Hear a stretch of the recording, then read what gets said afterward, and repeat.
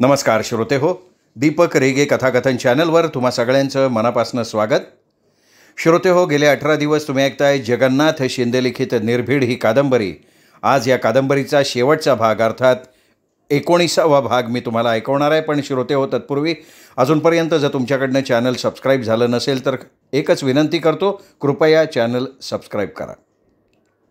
ऐकूया श्रोते हो, निर्भीड शेवटचा भाग अर्थात भाग 19वा. मंगलच्या अंत्यविधीला माणसं गोळा झाली. भाऊबंदकी म्हणून आले होते. पै पाहुणे केला हांदा फेडायला आले होते. मित्र चेहरा दाखवून आलो याची जाणीव करण्यासाठी आले होते. गरजेला तूही आला पाहिजेस असंच जणू काही ते बजावत होते. शेजारी पाजारी केव्हा एकदा म्हातारीला उचलतात याची वाट बघत होते. इतरांना कामं होती. जीवनाला गती असते, मग प्रेत पोचवायला वेळ का करतात असे भाव काहींच्या चेहऱ्यावर होते. एकदाचं प्रेत नदीवर पोचलं. झुंजाररावांची नजर भिरभिरत होती. कोण कोण आलंय? पप्पू कुठेही दिसत नव्हता. प्रियंकाला कळवलं होतं, पण ती अजून पोचलेली दिसत नव्हती. संदेशरावाला घेऊन येईल तर बरं. आजीला शेवटची पाहिली तरी असती पोरानं. यशवंतराव हाडामासाचा नेता होता, पुढारी होता ना तो. तो आला गेल्यांचे नमस्कार स्वीकारत होता, परिचय सांगत होता, माणसं जोडत होता. मधूनच झुंजाररावाला अमृत पाजत होता. कसलं दुःख झालंय तुला? मंगल नानी जन्माला पुरणार होती का तुझ्या? तिचं सोनं झालं. चालता फिरता गेली. एकदा अंथरूण धरलं ना की व्याप होतात रे, हाल होतात त्या कुडीचे. माझी म्हातारी बघवत नाही, ती सुटत नाही, मला सोडवत नाही. झुंजारराव ऐकत होता, बोलत काही नव्हता. चितेवरच्या प्रेताभोवती मडकं घेऊन फिरला, अग्नी दिला आणि आई म्हणून बोंब ठोकली. 4 माणसांनी सावरला. एक एक करून माणसं सुटकेचा सुस्कारा सोडत निघून गेली. उसळल्या ज्वालेकडे हरवलेल्या नजरेनं झुंजारराव पाहत राहिला. खूप भोगलं होतं जीवानं. लग्नाआधी, लग्नानंतर, विधवा झाल्यावर आणि त्यानंतर सुद्धा, अगदी प्राण जाईपर्यंत. जीव कधी गेला तेही कळलं नाही. शेवटचं पाणी नाही, दूध नाही. अरे कोणीतरी घ्या त्याला. झुंजारराव घेऊन 2-3 आले. माणसं निघून गेली. पै पाहुणे, आप्त इष्ट, मित्रांच्या कामांची त्यांना याद आली, तेही गेले. घर मोकळं झालं, रिकामं झालं, मुकं झालं. उगाचच भास वाटायला लागला. आई घरात आहे, स्वयंपाक घरात आहे, बाहेर येईल आणि म्हणेल झुंजार जेवायला बसला काय असा. आठवणी दाटून आल्या. हुंदका छातीला धडका द्यायला लागला. प्रश्नाने तीक्ष्ण हत्यार हातात घेतलं. मंगल का गेली? तिच्या जाण्याला जबाबदार कोण? पप्पू का आपण? आता हा प्रश्न भूत होऊन आयुष्यभर मागे लागणार. आई का गेली? कुणी मारली? पिंडाला कावळा शिवला नाही. झुंजारराव 10 वेळा पिंडाच्या पाया पडला, पण कावळ्याला दया आली नाही. मोळाचा कावळा केला. शास्त्र केलं, पण झुंजाररावाच्या मनाला पटलं नाही. आईचा जीव मागे राहिला. ती अतृप्त राहिली. कारण आपण. पप्पूला घराबाहेर काढायला नको होतं. मोठा खड्डा, कधीही भरून न येणारा खड्डा. प्रियंका आली. सोबत संदेशराव होता. झुंजारराव फारसा बोलला नाही, पोराचं कौतुक केलं नाही. त्याचीच त्याला भीती वाटत होती. दिवसागणिक दुःखाची धार कमी होत गेली, पण आई गेल्याचं शल्य टोचत राहिलं. झुंजारराव झुरत होता, क्षणाक्षणाला मरत होता. अन्नाचं विष झालं होतं, मनच उडालेलं होतं.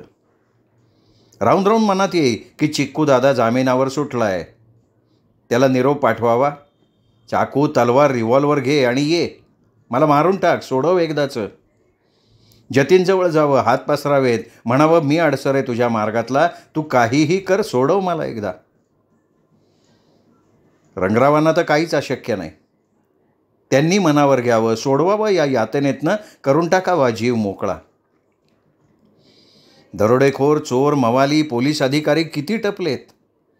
आत्ता संधी चांगली आहे, या मारून टाका मला, जीवे मारा. तक्रार नाही, फिर्याद नाही, दहशत नाही, लेख नाही, झुंजारराव नाही. मन वैरी, विचार वैरी. नजरांची भीती, कुजबुजीची भीती, सतत अपराधी भावना. दिवसा तेच आणि रात्रीही तेच, ध्यानी मनी स्वप्नी तेच तेच आणि तेच. चिक्कू दादा. कोण आहे रे? मी झुंजारराव. का आला रे? मला मृत्यू हवा आहे. रस्ता चुकला बेट्या तू. मृत्यू यम देतोय. हो पण तुझ्या करवी हवा आहे. का मारायची का गाई? जगण्यात अर्थ नसतो ना तेव्हा मारावं माणसानं. मग आत्महत्या कर. त्याला धैर्य लागतं. म्हणजे तू बी शेवटी भेकडच ना, तुझ्याच सारखा. आपण नाही मृत्यूला घाबरत. मृत्यू समोर आला ना की असं नाही म्हणू शकणार. चिक्कू दादा गप. अरे दादा, मला खरंच जगायचं नाही आहे, पण मी नाही मारू शकणार. का? हे बघ, वंदनीय माणसा देव बघतोय मी. देवाला कोणी मारतोय? काय आहे माझ्यात असं वंदनीय? अरे तुझ्यासारखा पत्रकार पाहिला नाही ना मी. पण माझ्यातला पत्रकार आता शिल्लक नाही. कारण दैनिक सुप्रभातमधनं मी बाहेर पडणार आहे. चिलखताशिवाय नाही लढता येणार. अरे मग नोकरी कर. कोण देईल नोकरी मला? चिक्कू दादा थोडा वेळ गप्प झाला. हे बघ बाबा, मी तर देणार नाही. इथं एक दिवस राहिला तर माझी पाळं मुळं खांदत बसशीन. नाही म्हणजे नाही रे बाबा, जा तू. हे बघ, तू मला मारलं पाहिजे, मी इथं मारणार. तू पत्रकारितेतला सम्राट आहे. मी माझ्या धंद्यातला प्रतिष्ठित राजा आहे. एक राजा घायाळ राजावर गोळी नाही चालवू शकत. पण मला तुझ्या हातनं मारायचं आहे. तुला माझ्या हातून मरून अमर व्हायचं आहे. हा? आणि माझं काय? आजन्म तुरुंगवास का फाशी? चले भाऊ, चल निघ. यार कोणतरी याला बाहेर काढा. दोन बलदंड शरीराचे तरुण आले. त्यांनी झुंजाररावाचं मुटकुळं बांधलं, बाहेर लांब नेऊन रस्त्यालगत टाकून दिलं. झुंजाररावाला वाटलं बोंब मारावी, ओरडावं, लोकांना सांगावं चिक्कूदादानी मारलं. पण लोक विश्वास नाही ठेवणार. झुंजाररावाला कोणी मारू शकतो का? झुंजारराव चालत राहिला, पाय ओढत राहिला. आपलंच प्रेत त्यांनी खांद्यावर घेतलं होतं. अरे झुंजारराव, इकडं कुठं रे? गाडी थांबली. रंगराव गाडीतनं उतरले. मरायला चाललो होतो मी. आणि मग नेमका माझ्या बंगल्यासमोर मारायला जागा भेटली का तुला? काय भूत होऊन मागं लागायचा इरादा नाही ना? कसला भूत होतोय मी? जीव जड झालाय. मागे काय लागणार? मला नेता तुमच्याबरोबर? कुठं बाबा? तुमच्या पार्टीत? काही याड आहे का मी? तुझ्यासारखी आग अंगाला लावून खाजवत बसू काय? नाही हो, मी तुमच्या मागे उभा राहीन. माझ्या मागं उभा राहशील, पण माझ्यापेक्षा उंच दिसशील, खांद्यावर बसशील. तुझी जात मला माहिती नाही वे. नाही नाही, तसं नाही होणार. हे बघ, तुझ्यातला निर्भीड पत्रकार पाहिलाय मी. रंगरावकडं कुठल्या पत्रकारानं नजर वर करून बघितलं नव्हतं. बाडव्या, तू मला खाली पाय लावलं, विसरलोय का मी ते? नाही, आता माझ्यातला तो झुंजारराव जिवंत नाही. अरे तुझ्या रक्तात हाडामासात पत्रकार आहे. तो कधी जागा होऊ शकतो. लेका मुख्यमंत्री व्हायची स्वप्न बघतोय मी. तू मला गोतवशील, चौकशी मागं लावशील, दाढी पडतीन. ग्रामपंचायतीचे शिपाईची लायकी नाही राहायची मला. रंगराव गाडीत बसून निघून गेले. झुंजारराव चालत राहिला. झुंजारराव, आवाज ओळखला. मागून विकी येत होता. विकी पळत येतानाचा आवाज आला. तो जवळ आला. अरे झुंजार, थांब. झुंजार चालत होता आणि अचानक पाठीमागनं वार झाला. मेलो, वाचवा वाचवा. झुंजारराव जीवाच्या आकांतानं ओरडला. योगिता जागी झाली. झुंजार, झुंजार, काय झालं झुंजार? अगं तो विकी मला मारतोय. त्याच्या हातात तलवार आहे. तो बघ वार करतोय. त्याच्याबरोबर जतीन पण आहे. झुंजार, झोपा. स्वप्न पडलंय तुम्हाला. इथे विकी वगैरे कोणी नाही आणि जतीनही नाही आहे. ती त्याला कितीतरी वेळ थोपटत राहिली. योगिता, अगं का माझ्या मागे स्वप्नांचा पाठलाग चालू झाला आहे ग? आई गेल्यापासनं रात्र रात्र स्वप्न पडतात. तुम्ही खूप विचार करताना तेच दिसतं स्वप्नात. आई, पप्पू, कमळी तर माझा गळा दाबतात, मारून टाकतात मला. अहो ते कशाला मारतील? झोपा बरं. कमळीचा मी खून केला का ग? माझ्यामुळे गेली का ग कमळी? नाही हो. मग पप्पूला मी बिघडवला का? त्याच्या संगतीने त्याला बिघडवला. अहो त्या जतीनचा मुलगा, त्याचा मित्र. काय सांगतेस? हो, अहो बाप तसा बेटा. बोलली नाहीस मला कधी. काय बोलणार? जतीनमध्ये फरक पडला? झोपा बरं. आईला अटॅक का आला असेल ग? पप्पूच्या वागण्याने. मी पप्पूला बाहेर काढला. आईला त्यापूर्वी एक सौम्य अटॅक येऊन गेला होता. कधी? पप्पू धंद्यात बुडाला तेव्हा. म्हणजे? अहो ती मोबाईल शॉपी कधीच बुडाली आहे. हे सुद्धा तू मला बोलली नाहीस. माझ्या कपाळीच्या कुंकवाशी नाही बोलले मी. झोपा तुम्ही. खरंच देवी आहेस ग तू. कसं फसवतेस? तुमचाच आधार आहे. एक विनंती करू का? यापुढे आपण दोघं सहन करू. मला वेळेवर सांगत जा. ती काही वेळ थांबली. मी एक सांगू? विकी साहेबांच्या केसमध्ये तुम्ही प्रियंकाच्या बाजूनं उभं राहा. काय करायची ग आपल्याला लोकांची इस्टेट? प्रियंकाला गरज आहे. प्रियंकाला तिच्या नवऱ्याची प्रॉपर्टी असेल की. अहो तिने घटस्फोट घेतला आहे. कधी? मागेच. का? अहो तडजोडीला मर्यादा असते ना. झुंजारराव बोलला नाही. त्याच्या डोळ्यापुढे संदेशराव उभा राहिला. दुपारी झुंजारराव ऑफिसमध्ये आला. सगळेजण आपापल्या कामात होते. काय श्रीखंडे, काय चित्रपटाचं स्क्रिप्ट लिहिताय काय? लिहा लिहा लिहा. श्रीखंडे बघत राहिले. नाही नाही श्रीखंडे, रागानं नाही बोलत आहे, लिहा. अहो इथे तुम्हाला कोणी रागवणार नाही. मी तर मुळीच नाही. झुंजारराव हसत बोलले. श्रीखंडेंना कमाल वाटली. हा झुंजाररावच आहे का? शंकाही आली. काय राणेबाई, लवकर विणकामाच्या सोया घेऊन येत जा ऑफिसला. नातू येणार आहे, त्याची तयारी नको का करायला? राणीबाईंनी पटकन लोकर दडवली. सुया चांगल्याच काळजाला टोचल्या. या या या जयसिंग पवार, या या ऑफिसमध्ये या. काय डोकं धरून बसलाय राव? बुडाली तर बुडाली उधारी. आपला पगार कमी होणार आहे का? या या या सगळ्या ऑफिसात या. सगळे एकमेकांकडे बघत होते. बघताय काय? झुंजारराव आहे मी. या ऑफिसमध्ये या. ये रे ये साल्या विनय, ये. कार्यालय प्रमुख व्हायचं आहे का तुला? पण ते शक्य नाही. चल आत ये.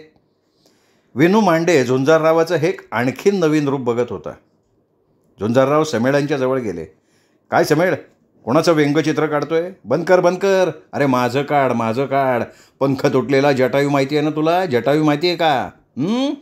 त्याचे पंख काढू नको. चल उठ उठ. आज चल आज चल आज चल. झुंजारराव आता जगदीश धायगुड्याजवळ गेला. धायगुड्या, माझा सगळा परिचय माहिती आहे का तुला? मागचा जाऊ दे रे. इथे आम्ही काय काय काशी केली आठवतं आहे का? आठवून आठवून लिही लिही लिही मस्त लिही. चल आज चल. कोपऱ्यात बसलेल्या जतीनचा चेहरा उतरला होता. झुंजाररावाच्या नजरेला ते आलं. तो त्याच्या शेजारी गेला. काय जतीन साहेब, तुम्ही का असे? काय मुंग्यांनी मेरू पर्वत गिळला का समुद्राला आग लागली? एखादी रूपगर्वती जाळ्यात फसली का बर्बाद झालेल्या युवतीनं आत्महत्या केली? बोल की बोल मदनाच्या पुतळ्या, आज असा गंभीर का? आत्महत्या करायची माझ्यावर वेळ आली.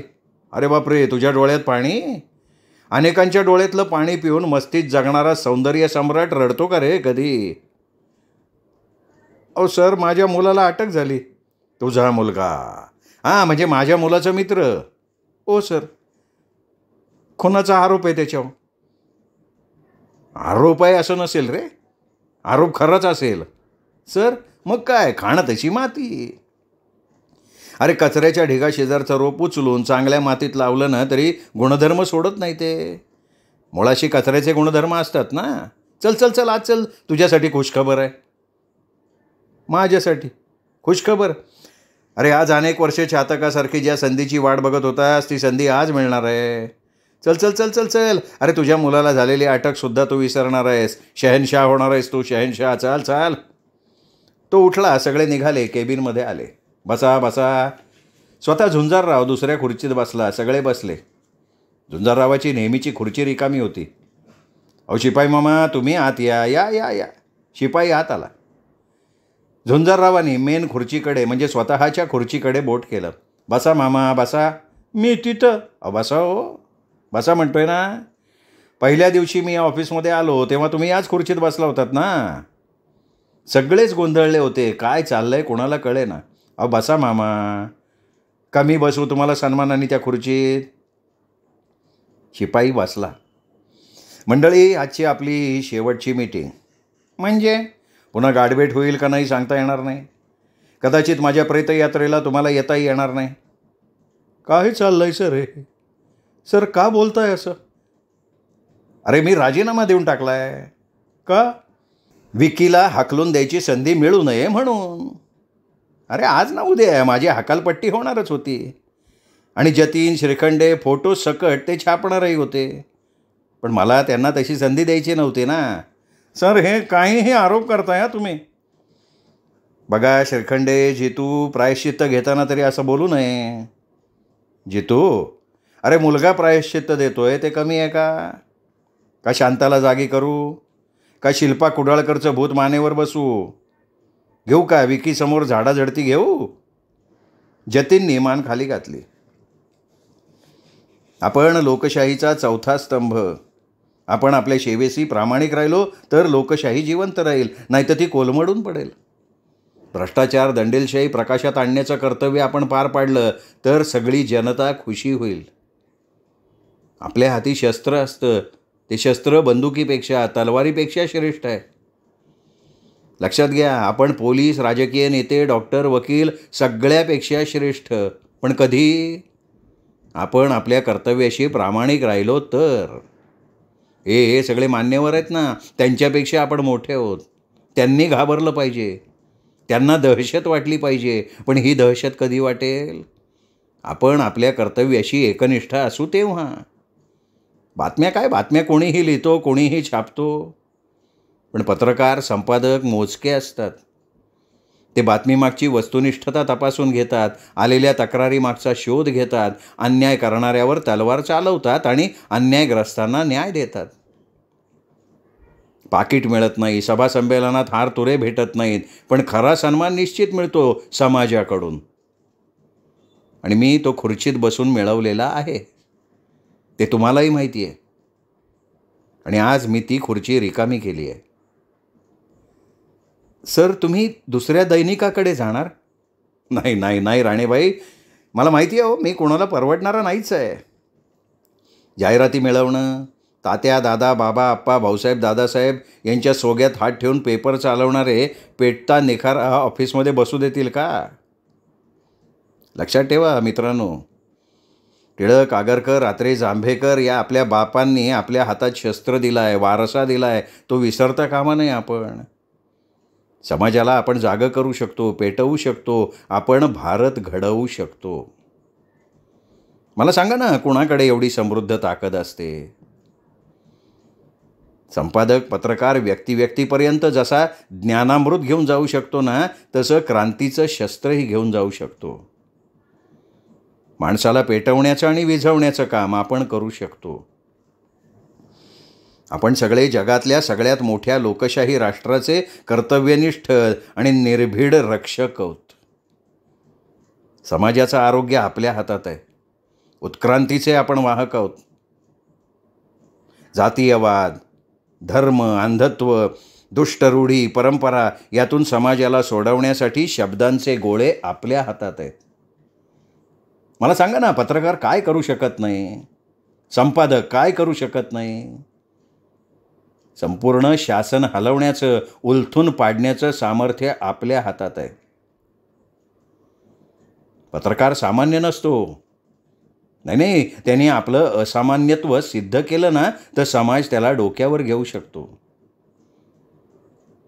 संधीची वानवा नाही आपल्याला. अन्यायग्रस्त, पीडित, शोषित यांच्या वेदनांवर लिहा ना.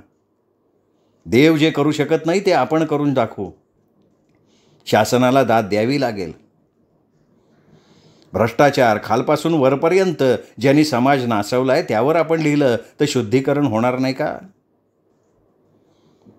कदाचित समुद्रातल्या ओंजळभर पाण्याचं शुद्धीकरण आपल्याला करता येईल. मग करायचंच नाही का ते? अशा ओंजळीनं तर समुद्र बनलेला असतो ना. किती भाग्यवंत होत आपण. आपल्याला कोणाचा भाऊ, मित्र, मुलगा, बाप आणि सखा सुद्धा होता येतं. कोण आहे असा पुरुषोत्तम? सगळ्या भूमिका निभावून माणसाचं जीवन समृद्ध कोण करू शकतो? आपल्या त्यागाला सीमा नाही, लेखणीला मर्यादा नाही. जिथे माणूस तिथे पत्रकार. किती किती विषय आहेत बघा, जरा बघा. नीट कितीतरी लिहिता येईल.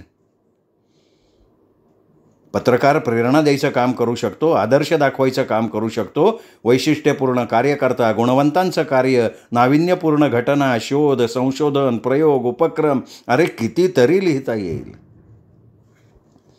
झुंजारराव थांबला. सगळ्यांच्या चेहऱ्यावर त्याला वेगळं तेज दिसायला लागलं.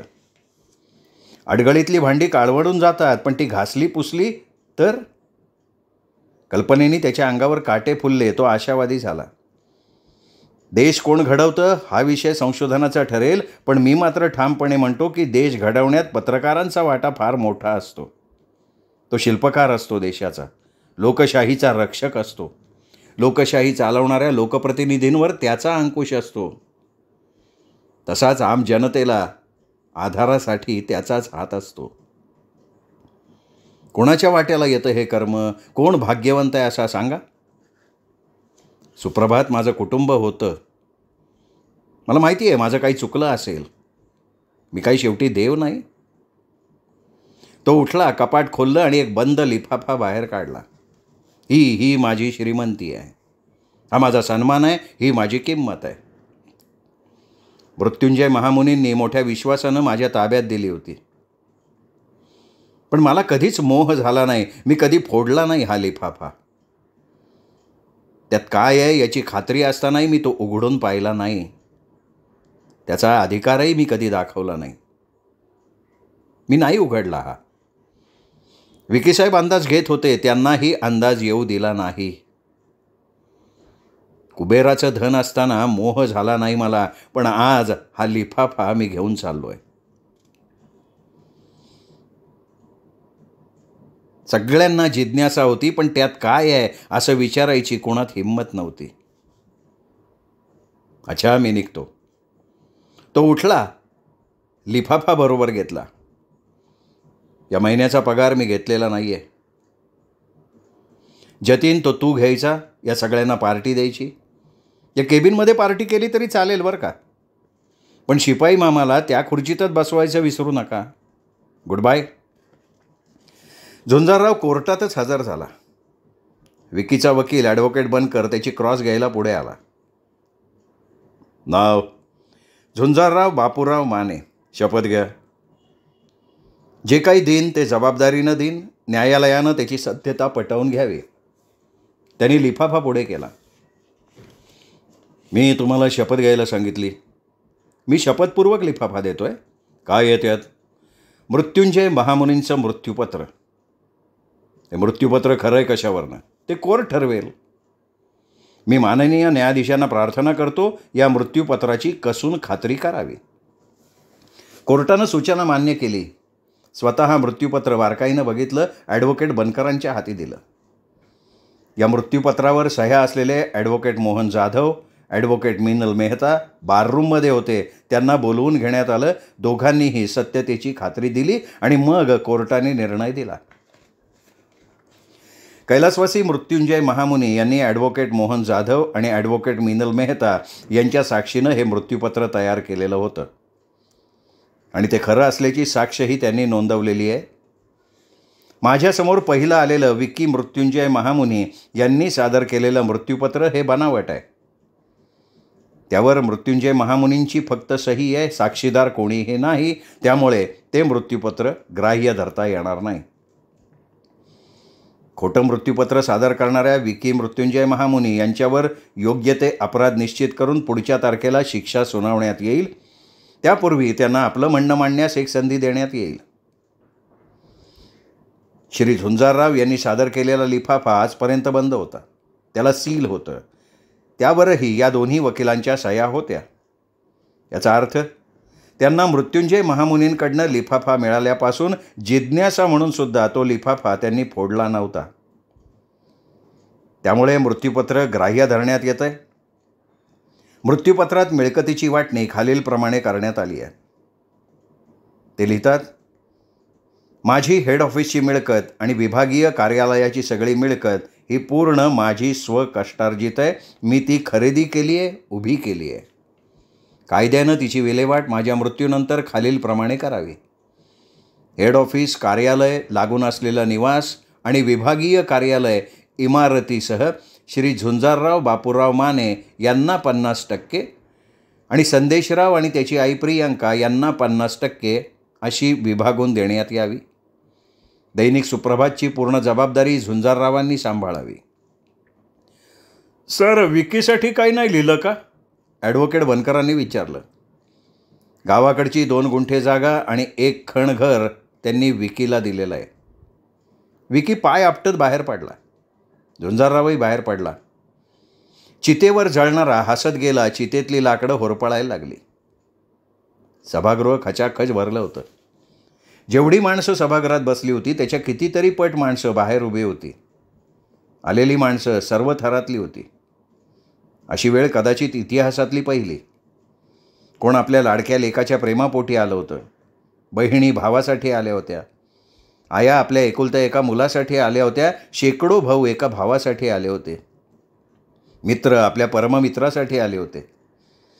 मंदिरात यावर अशा भक्तिभावानं सगळे होते. वातावरण गंभीर होतं.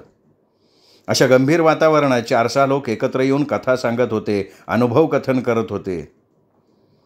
टीव्हीचा प्रतिनिधी लोकांच्या मुलाखती घेत होता. 50 शेलपाटे घातले, तहसीलदार कचेरीत दाद लागत नव्हती, म्हणलं जळू दे ते अनुदान. पण एकाने सांगितलं झुंजाररावांच्या कानावर घाला. गेलो, चहा दिला, ऐकून घेतलं. लगी फोन, एका फोनमध्ये काम. लगी मला संजय निराधार योजनेचे पैसेच मिळायला लागले. मी वनिता माळी, मी 4 घरची भांडी कुंडी करते. झोपडपट्टीत राहते मी. आम्हाला कोण होत राहता. एका फौजदाराच्या घरी 6 महिने धुणं भांडी केली. पैसे द्यायचं नाव नाही. दाद मागायची कुठं. रडत बसले. एक भला माणूस भेटला, म्हणला झुंजाररावला घेऊन येतो. आणि आणला की. एवढा मोठा देव माणूस माझ्या झोपडीत आला. विचारपूस केली. काय जादू झाली बाई देवजानं. फौजदार त्याच दिवशी पैसे घेऊन झोपडे. मुलाखतकार माणसांच्या मुलाखती घेत होता. एक एक माणूस आपला अनुभव सांगत होता. मी मल्ल्या शेख, आमच्या गल्लीत मी शेर होतो. का असा वागत होतो मालूम नाही. किसी का भी छेड काढत होतो. लोक हैराण झालते. मी लय मजेत होतो. मज्जा आता था.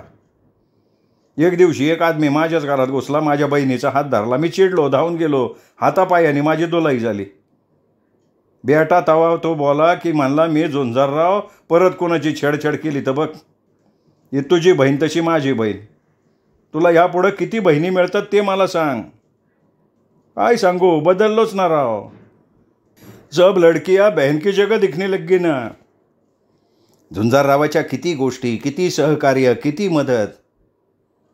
आता सगळ्या कथा झाल्या होत्या आणि त्या कथात उपस्थित प्रत्येकजण विरघळून गेला होता. कथेचा घटक झाला होता, साक्षीदार झाला होता, अनुभव घेतलेला होता. कोणी झुंजारराव सदरातल्या मजकुरानं प्रभावित झाला होता. कोणाला न्याय मिळाला होता, कोणी वाचला होता, कोणी पश्चात्तापाच्या मुशीत कस सिद्ध करून सोनं झाला होता. कार्यक्रमाची वेळ होऊन गेली होती. माणसं येतच होती. ऋणातून मुक्त व्हायचा हा प्रयत्न. उतराई होण्याची हीच संधी. चौकात पुतळ्याचं उद्घाटन झालंय. प्रमुख पाहुणे येतील आत्ता. लोकांची घाई उडाली. मिळेल तिथे लोक जागा शोधायला लागले. आल्या गाड्या आल्या. गाड्यांच्या पुढे पोलीस, लालबत्त्याच्या गाड्या, मागे पोलीस, फार मोठा फौजफाटा. व्यासपीठावर मान्यवर बसले. राष्ट्रपतींच्या शेजारच्या खुर्चीवर योगिता, संदेशराव, प्रियंका असे उजव्या बाजूला बसले होते. डाव्या बाजूला राज्यपाल, मुख्यमंत्री, उपमुख्यमंत्री बसले होते. मागच्या लाईनमध्ये अनेक खात्यांचे मंत्री. व्यासपीठाच्या खाली रंगराव काका, पोलीस प्रमुख, विविध खात्यांचे PA, जिल्हाधिकारी आणि त्यांच्या मागे प्रेक्षक. वातावरण शांत होतं. विनू मांडे व्यासपीठावर आला. माईक हातात घेतला. काही माणसं मरून जिवंत असतात, काही माणसं जिवंत असून मेलेली असतात. आज आपण कार्यक्रमाच्या सुरुवातीला जिवंत असून मेलेल्या माणसाला श्री विकी मृत्युंजय महामुनी यांना पहिल्यांदा श्रद्धांजली वाहणार आहोत. सगळ्यांनी 2 मिनटं शांत राहावं. सगळी माणसं उभी राहिली. राष्ट्रपतींच्या हस्ते दीप प्रज्वलन करण्यात आलं. कैलासवासी झुंजारराव माने यांच्या तैलचित्राला हार घालण्यात आला. अवघा समाज भाऊक झाला. माईकचा ताबा मीनाक्षी मोहितेंनी घेतला. झुंजाररावांनी दैनिक सुप्रभातमधनं झुंजारराव सदरातून लेखन केलं, ते मी संपादित केलं आहे. मृत्युंजय झुंजारराव यांचं कार्य सजीव करून लोकांपर्यंत मी पोचवायचे प्रयत्न करते. या पुस्तकासाठी प्रकाशनपूर्व नावनोंदणी जाहीर केली होती. 1,30,000 वाचकांनी पुस्तक खरेदीसाठी नोंदणी केली होती. हा पुस्तक विक्रीचा उच्चांक आहे. या 10 पुस्तकांचं प्रकाशन माननीय राष्ट्रपतीजींनी करावं अशी मी त्यांना विनंती करते. राष्ट्रपतींनी झुंजारराव या पुस्तकाच्या 10 भागांचं प्रकाशन केलं. राष्ट्रपती बोलायला उभे राहिले, म्हणाले, देव मंदिरात असतो का नाही मला माहिती नाही, पण माणसात निश्चित असतो. देव मानवाच्या सुखासाठी प्रसाद देतो. झुंजारराव देव होता. त्यांनी तुमचं आमचं सगळ्यांचं जीवन सुखी केलं, समृद्ध केलं. एक पत्रकार देव होतो, यावरून पत्रकार किती महान असतात याची प्रचिती येते. आता त्यांचे लेख पुस्तक रूपानं प्रकाशित झाले. तुम्ही सगळ्यांनी पैसा जमवून झुंजाररावांचा पुतळा चौकात उभा केला. त्याचे लेख, पुतळा आपल्या सगळ्यांना निश्चित प्रेरणा देणारा ठरणार आहे. अशा या निर्भीड पत्रकाराला माझा सलाम. एवढं बोलून थोडा वेळ ते थांबले. परत बोलायला सुरुवात केली. आमची निवड कमिटीची मीटिंग झालेली आहे.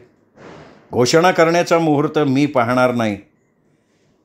देशातला सन्माननीय गौरव पद्मभूषण मी याच कार्यक्रमात झुंजारराव माने यांना जाहीर करतोय. टाळ्या टाळ्या आणि टाळ्या. निर्भीड पत्रकाराचा उपस्थितांकडनं सन्मान, आनंद. योगिताच्या डोळ्याला धारा लागल्या होत्या. संदेशराव तिला आधार देत होता. झुंजाररावांचा सन्मान राखण्याचा तो विश्वासच देत होता. श्रोते हो, तुम्ही ऐकत होतात जगन्नाथ शिंदे लिखित निर्भीड ही कादंबरी आज इथे संपली. ही संपूर्ण कादंबरी कशी वाटली कमेंट करून कळवा. कादंबरीचा प्रत्येक भाग आपल्या कथाप्रेमी मित्रपरिवारात, नातेवाईकात शेअर करा. आणि चॅनल सबस्क्राईब करायचं राहून गेला असेल तर चॅनल सबस्क्राईब करा अशाच उत्तमोत्तम कथा कादंबरी ऐकण्यासाठी. नमस्कार श्रोते हो.